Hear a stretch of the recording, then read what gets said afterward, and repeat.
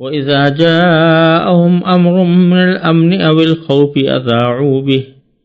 ولو ردوه إلى الرسول وإلى أولي الأمر منهم لعلمه الذين يستنبطونه منهم ولولا فضل الله عليكم ورحمته لاتبعتم الشيطان إلا قليلا فقاتل في سبيل الله لا تكلف إلا نفسك وحرض المؤمنين عسى الله أن يكف بأس الذين كفروا والله أشد بأسا وأشد تنكيلا من يشفع شفاعة حسنة يكن له نصيب منها ومن يشفع شفاعة سيئة يكن له كفل منها ومن يشفع شفاعة سيئة يكن له كفل منها وكان الله على كل شيء مقيتا وإذا حييتم بتحية فحيوا بأحسن منها أو ردوها إن الله كان على كل شيء حسيبا الله لا إله إلا هو ليجمعنكم إلى يوم القيامة لا ريب فيه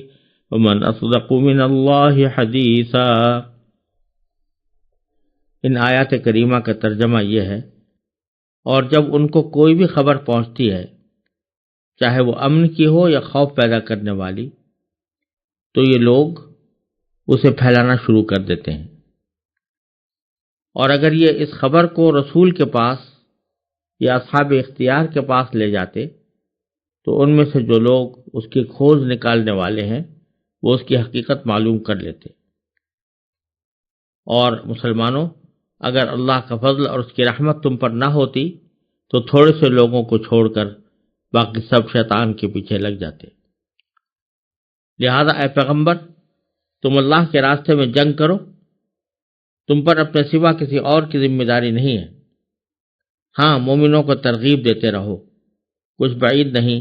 کہ اللہ کافروں کی جنگ کا زور توڑ دے، اور اللہ کا زور سب سے زیادہ زبردست ہے اور اس کی سزا بڑی سخت۔ جو شخص کوئی اچھی سفارش کرتا ہے اس کو اس میں سے حصہ ملتا ہے، اور جو کوئی بری سفارش کرتا ہے اسے اس برائی میں سے حصہ ملتا ہے، اور اللہ ہر چیز پر نظر رکھنے والا ہے۔ اور جب تمہیں کوئی شخص سلام کرے تو تم اس سے بھی بہتر طریقے پر سلام کرو یا انہی الفاظ میں اس کا جواب دے دو، بے شک اللہ ہر چیز کا حساب رکھنے والا ہے۔ اللہ وہ ہے کہ اس کے سوا کوئی خدا نہیں، وہ تمہیں ضرور بالضرور قیامت کے دن اکٹھا کرے گا جس کے آنے میں کوئی شک نہیں ہے، اور کون ہے جو اللہ سے زیادہ بات کا سچا ہو۔ منافقین کا جو ذکر چل رہا ہے، اسی سیاق میں بعض منافقین کی ایک حرکت کا ذکر فرمایا جا رہا ہے، اور یہ منافقین کا تو وتیرہ تھا ہی، بعض سادہ لوح مسلمان بھی اس غلطی میں مبتلا ہو جاتے تھے۔ وہ یہ کہ جب ان کو کوئی افواہ پہنچتی تو تحقیق کے بغیر اس کو آگے پھیلانا شروع کر دیتے تھے۔ تو اسی کو قرآن کریم نے ان الفاظ میں ذکر فرمایا کہ وَإِذَا جَاءَهُمْ أَمْرٌ مِّنَ الْأَمْنِ أَوِ الْخَوْفِ، اور جب ان کو کوئی بھی خبر پہنچتی ہے، چاہے وہ امن کی ہو یا خوف پیدا کرنے والی، تو اذاعوا به، یہ لوگ اسے پھیلانا شروع کر دیتے ہیں۔ یہ بذات خود ایک بری بات ہے کہ کوئی بات بغیر تحقیق کے آگے آدمی پھیلانا شروع کر دے۔ اس کے بعد اس کا صحیح طریقہ بیان کیا ہے کہ اگر کسی کو ایسی کوئی خبر غیر مصدقہ پہنچتی ہے تو اس وقت میں اس کو کیا کرنا چاہیے۔ تو فرمایا وَلَوْ رَدُّوهُ إِلَى الرَّسُولِ وَإِلَى أُولِي الْأَمْرِ مِنْهُمْ، اگر وہ اس خبر کو رسول کے پاس یا اصحاب اختیار کے پاس، اپنے میں سے جو اصحاب اختیار ہیں ان کے پاس لے جاتے، تو لَعَلِمَهُ الَّذِينَ يَسْتَنبِطُونَهُ مِنْهُمْ، تو ان میں سے جو لوگ اس کی کھوج نکالنے والے ہیں وہ اس کی حقیقت معلوم کر لیتے۔ یعنی تمہیں تو جب خبر ملی تو تمہیں تو تحقیق کرنے کا کوئی راستہ تھا نہیں، اب وہ بغیر تحقیق کے تم نے آگے اگر نقل کرنی شروع کر دی تو اس سے بہت سے فتنے پیدا ہوتے ہیں۔ اس کے بجائے اگر تم وہ خبر، وہ افواہ خود رسول کریم صلی اللہ علیہ وسلم کی خدمت میں لے جاتے کہ ہمیں یہ خبر سننے میں آئی ہے، یا حضور اقدس صلی اللہ علیہ وسلم نے جن صحابہ کرام کو اس معاملے میں اصحاب اختیار بنایا ہوا ہے، کسی لشکر کا امیر بنایا ہوا ہے مثلا، تو ان کو خبر پہنچاتے، تو وہ حضرات جو ہے وہ تحقیق کر کے کھوج لگا کر اس کی حقیقت معلوم کر لیتے کہ یہ خبر کتنی سچی ہے اور کتنی جھوٹی ہے، کتنی اس میں صداقت ہے اور کتنی غلط بات ہے۔ تو طریقہ یہ بتا دیا کہ اگر کوئی خبر ملی ہے تو بلا تحقیق اس کو آگے نہ چلانا چاہیے جب تک کہ اس کو تحقیق نہ ہو جائے۔ چنانچہ رسول کریم صلی اللہ علیہ وسلم نے ایک حدیث میں فرمایا، کفا بالمرء کذبا ان یحدث بکل ما سمع، انسان کے جھوٹا ہونے کے لیے اتنی بات ہی کافی ہے کہ وہ ہر سنی سنائی بات بغیر تحقیق کے آگے بیان کر دے۔ ایک دوسری حدیث میں آپ نے فرمایا، من حدث بحدیث وہو یرى انہ کذب فہو احد الکاذبین، یعنی جو آدمی کوئی ایسی بات بیان کرے جس کے بارے میں وہ جانتا ہے کہ یہ جھوٹی ہے، تو جو جھوٹوں میں سے ایک جھوٹا وہ خود بھی ہے۔ تو افواہ ترازی یا افواہیں پھیلانا یا کسی سنی سنائی افواہ کو آگے روانہ کر دینا، یہ ایک بہت بڑی خرابی ہے جس سے معاشرے میں بہت سے فساد پھیلتے ہیں۔ تو قرآن کریم نے اس آیت میں اس کی ممانعت فرمائی ہے اور اس کو منافقین کے وتیروں میں ذکر کیا ہے، اگرچہ کوئی مسلمان بھی اس میں شامل ہو جائے، لیکن فرمایا کہ اصل وتیرہ یہ مسلمانوں کا نہیں ہے، منافقین کا، وہ لوگ ایسی حرکتیں کرتے ہیں۔ وَلَوْلَا فَضْلُ اللَّهِ عَلَيْكُمْ وَرَحْمَتُهُ لَاتَّبَعْتُمُ الشَّيْطَانَ إِلَّا قَلِيلًا، اور مسلمانوں اگر اللہ کا فضل اور اس کی رحمت تم پر نہ ہوتی تو تھوڑے سے لوگوں کو چھوڑ کر باقی سب شیطان کے پیچھے لگ جاتے۔ یعنی افواہ ترازی، افواہ کو پھیلانا، بلا تحقیق آگے بڑھانا، یہ اتنی بڑی خرابی ہے کہ بعض اوقات شیطان اس کے ذریعے بہت بڑے بڑے فتنے پیدا کر دیتا ہے۔ یہ اور بات ہے کہ اللہ تبارک و تعالیٰ نے اپنے خاص فضل و کرم سے مسلمانوں کو اس افواہ ترازی کے برے انجام سے محفوظ رکھا،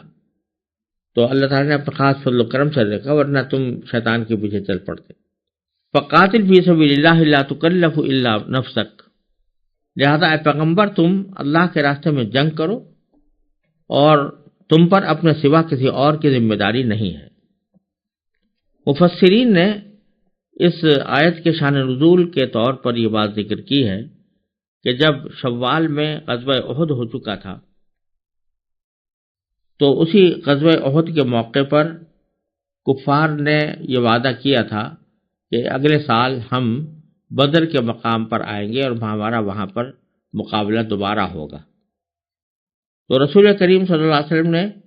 ذی قعدہ میں کفار کے وعدے کے موافق بدر میں مقابلے کے لیے جانا چاہا۔ اس واقعے کو مورخین بدر صغریٰ کے نام سے تعبیر کرتے ہیں۔ اس وقت بعض لوگوں نے تازہ زخمی ہونے کی وجہ سے اور بعض نے افواہی خبروں کی وجہ سے جانے میں کچھ تعمل کیا، یعنی کچھ خبریں ایسی آ رہی تھیں کہ جس کی وجہ سے جانے میں کچھ تعمل ہوا، تو اس پر اللہ تعالیٰ نے یہ آیت نازل فرمائی جس میں رسول کریم سرور دو عالم صلی اللہ علیہ وسلم کو یہ ہدایت کی گئی کہ اگر یہ کچے مسلمان لڑائی سے ڈرتے ہیں تو اے رسول تم تنہا اپنی ذات سے جہاد کرنے میں توقف مت کرو، اللہ تعالیٰ تمہارا مددگار ہے۔ اس ہدایت کے ملتے ہی سرکار دو عالم صلی اللہ علیہ وسلم 70 ہمراہیوں کے ساتھ بدر صغریٰ کو تشریف لے گئے، یعنی بدر کے میدان تک تشریف لے گئے اور وہاں جا کر انتظار کیا کہ ابو سفیان اپنے وعدے کے مطابق آئے اور جنگ ہو، جیسا کہ وعدہ ابو سفیان کے ساتھ غزوہ احد کے بعد ہوا تھا۔ تو اللہ تعالیٰ نے ابو سفیان اور کفار قریش کے دل میں رعب اور خوف ڈال دیا اور کوئی مقابلے میں نہ آیا اور وہ اپنے وعدے سے جھوٹے پائے گئے۔ اللہ تعالیٰ نے اپنے ارشاد کے موافق کافروں کی لڑائی کو بند کر دیا اور رسول کریم صلی اللہ علیہ وسلم اپنے ساتھیوں سمیت سلامتی کے ساتھ واپس تشریف لے آئے۔ پھر یہاں ذرا یہ بات قابل غور ہے کہ ایک طرف تو اس آیت کریمہ میں اللہ تبارک و تعالیٰ نے نبی کریم صلی اللہ علیہ وسلم سے یہ فرمایا کہ آپ اللہ کے راستے میں جنگ کیجئے اور لا تکلف الا نفسک، آپ پر اپنے سوا کسی اور کی ذمہ داری نہیں ہے۔ لیکن ساتھ ہی فرما دیا وحرض المؤمنین، یعنی مسلمانوں کو ترغیب دیجیے۔ یعنی اس آیت کے پہلے جملے میں تو یہ حکم دیا گیا کہ آپ تنہا جہاد و قتال کے لیے تیار ہو جائیے، کوئی دوسرا آپ کے ساتھ جانے کا تیار ہو یا نہ ہو، مگر ساتھ ہی دوسرے جملے میں یہ بھی ارشاد فرما دیا کہ دوسرے مسلمانوں کو جہاد کی ترغیب دینے کا کام بھی آپ چھوڑیں نہیں۔ ترغیب کے بعد بھی وہ اگر تیار نہ ہو تو پھر آپ اپنا فرض ادا کر چکے، ان کے فعل کی آپ سے باز پرس نہیں ہوگی۔ اسی کے ساتھ طرح جنگ کرنے میں جو خطرہ ہو سکتا تھا اس کے ازالے کے لیے فرمایا کہ عسى الله ان يكف باس الذين كفروا، کچھ بعید نہیں کہ اللہ کافروں کی جنگ کا زور توڑ دے۔ واللہ اشد باسا واشد تنکیلا، اور اللہ کا زور سب سے زیادہ زبردست ہے اور اس کی سزا بڑی سخت۔ چنانچہ ایسا ہی ہوا کہ غزوہ بدر صغریٰ میں جب نبی کریم صلی اللہ علیہ وسلم تشریف لے گئے تو ابو سفیان اپنے وعدے کے مطابق وہاں نہیں پہنچا اور اس کے نتیجے میں جنگ نہ ہو پائی، اور نبی کریم صلی اللہ علیہ وسلم سلامتی کے ساتھ واپس تشریف لے آئے۔ پھر آگے فرمایا من یشفع شفاعۃ حسنۃ یکن لہ نصیب منہا ومن یشفع شفاعۃ سیئۃ یکن لہ کفل منہا،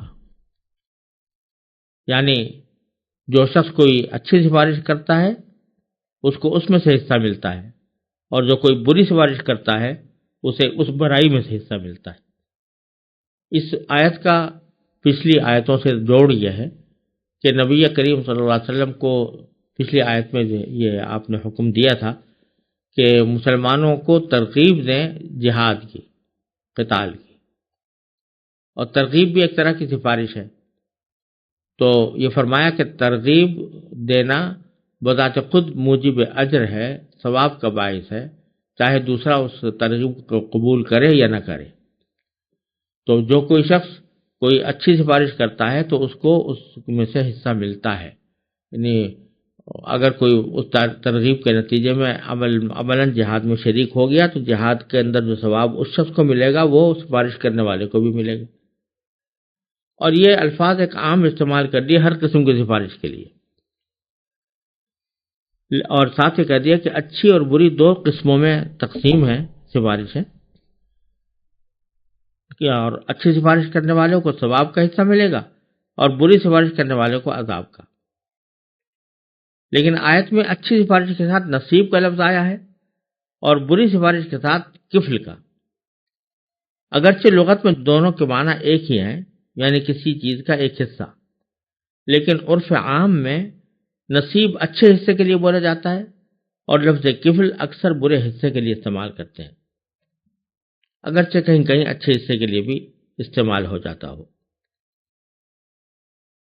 جائز شفاعت اور سفارش کے لیے اس آیت سے معلوم ہوا کہ ایک شرط یہ ہے کہ جس کی سفارش کی جائے اس کا مطالبہ حق اور جائز ہو۔ اگر کسی شخص کا مطالبہ ہی جائز نہیں ہے تو آپ اس کے حق میں سفارش کرنا آپ کے لیے جائز نہیں، اور نہ اس پر کوئی ثواب ہوگا بلکہ الٹا گناہ ہونے کا اندیشہ ہے۔ دوسرے یہ کہ وہ اپنے مطالبے کو کمزوری کی وجہ سے خود بڑوں تک نہیں پہنچا سکتا تو آپ پہنچا دیں۔ اس سے معلوم ہوا کہ خلاف حق سفارش کرنا یا دوسروں کو اس کے قبول پر مجبور کرنا شفاعت سیئہ یعنی بری سفارش ہے۔ اس سے یہ بھی معلوم ہو گیا کہ سفارش میں اپنے تعلق یا وجاہت سے دباؤ اور اجبار کا طریقہ استعمال نہ کیا جائے،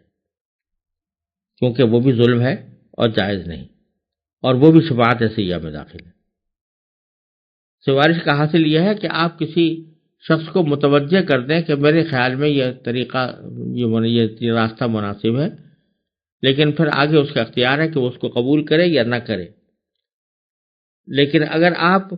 بجائے اس کو راستہ دکھانے کے اور توجہ دلانے کے اس کے اوپر زبردستی شروع کر دیں، یہ شفاعت نہیں ہے۔ کوئی دباؤ ڈال کر کسی سے کام کرانا یہ شفاعت نہیں ہے، نہ شفاعت کا ثواب اس پر ملتا ہے بلکہ یہ شفاعت سیئہ میں داخل ہے، لہذا اس کا گناہ ہوگا۔ پھر آخر میں ارشاد فرمایا وَكَانَ اللَّهُ عَلَى كُلِّ شَيْءٍ مُقِيتًا، مقیت کے لفظی معنی قادر اور مقتدر کے بھی ہے، قادر اور مقتدر کے بھی ہیں، اور حاضر و نگراں کے بھی، اور روزی تقسیم کرنے والے کے بھی۔ اور اس جملے میں تینوں معنی مراد ہو سکتے ہیں۔ پہلے معنی کے اعتبار سے تو مطلب یہ ہوگا کہ اللہ تعالیٰ ہر چیز پر قادر ہے، عمل کرنے والے اور سفارش کرنے والے کی جزا یا سزا اس کے لیے دشوار نہیں ہے۔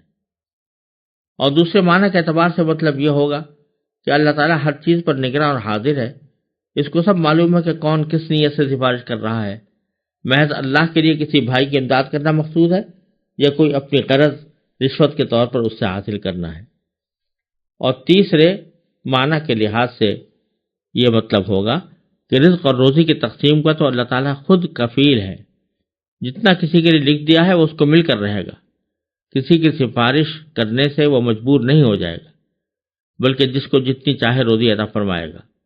البتہ سفارش کرنے والے کو مفت میں ثواب مل جاتا ہے کہ وہ بھی ایک قسم کی اعانت ہے۔ اسی لیے صحیح بخاری کی ایک حدیث میں رسول کریم صلی اللہ علیہ وسلم کا ارشاد ہے، اشفعوا تؤجروا ویقضی اللہ علی لسان نبیہ ما شاء،